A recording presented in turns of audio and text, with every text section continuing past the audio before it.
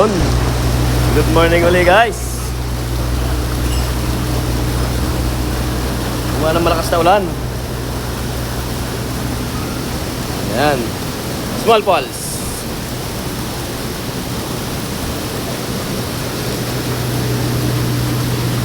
Ayan. Medyo malalim ang tubig.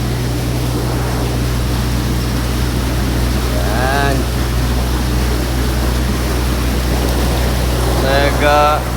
Ahakot kami ng mga inaanod ng tubig.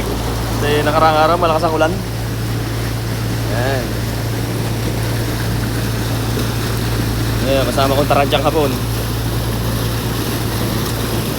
Sinabing tarantya, lumis ko, kulang daw ang pag-iisip. Ayan. Okay. Update weather, maulap. Pwede na yan.